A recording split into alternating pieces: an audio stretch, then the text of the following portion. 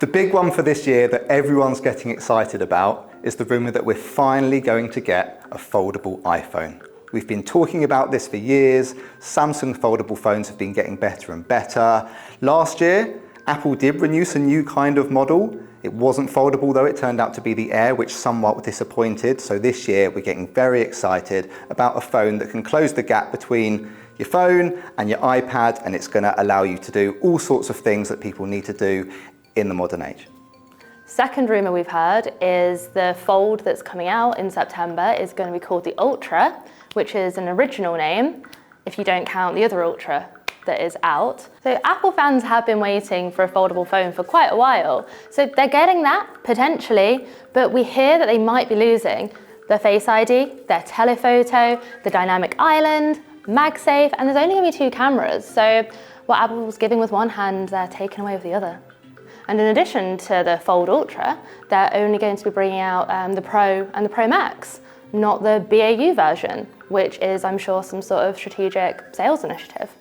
So last year in the iPhone 17, the base model was a real step up from what it had been before and included a lot of elements that previously were only available in the Pro models. So this year, what we're hearing is that Apple aren't going to release a base until later on, potentially springtime next year, and that this autumn, we're just going to see an upgrade to the Pro and the Pro Max models, which are their fastest, best camera, most efficient and powerful phones, and that brings with it quite a lot of excitement for those who really lean into the full power of what an iPhone can do. If you're into gaming or if you're into, really into your photography or your filming, there could be some real exciting upgrades for you this year.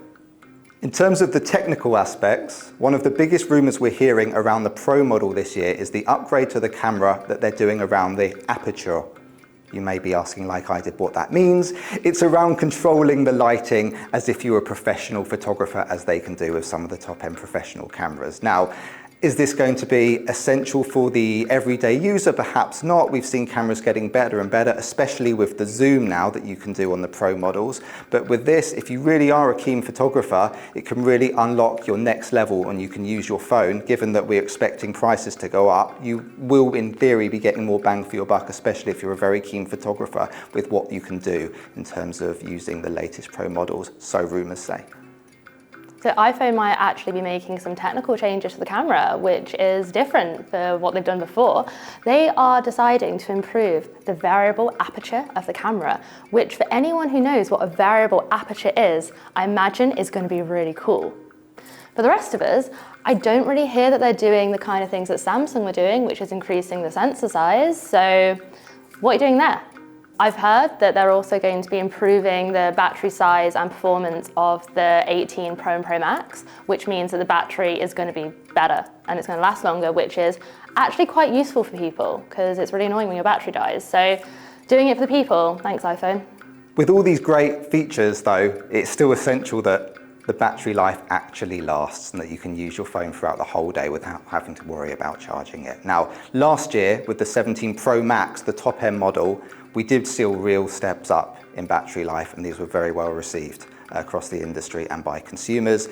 The rumours we're hearing this year is that Apple are putting their energy into making this even better, and that with the new upcoming Pro Max, the rumours are we could see even up to 5,500 milliamps in terms of what the battery can do, which is another step up, and it means that even though you've got all these exciting features, the battery should be able to handle it and you should be able to use your phone throughout the day, especially when it first comes out, without having to worry about taking power banks and chargers with you everywhere you go. With all this excitement though, there is a caveat around pricing. Now we know that the memory chips that goes into phones these days are in short supply. It's called RAM, there's rumours around Ramageddon and all of that kind of thing. But it is a real issue in terms of supply for making new smartphones. We've seen Samsung's prices go up and we are expecting the iPhones to go up in line with that. We have heard, and this is probably going to happen, that the phones are going to go up by £200 to £300 a year, which is pretty standard when we're looking at the history of these models. This time around, apparently it's because the cost of memory chips have gone up. What that could mean though, is that if you've got a super old iPhone and you're looking to upgrade it but don't need all the latest tech, there could be some really great deals out there around refurbished phones that may be 2 or 3 generations old for you that still carry way more power and better battery life than what you've traditionally been using. So all in all, like, the iPhone is looking like, as always, a pretty expensive phone.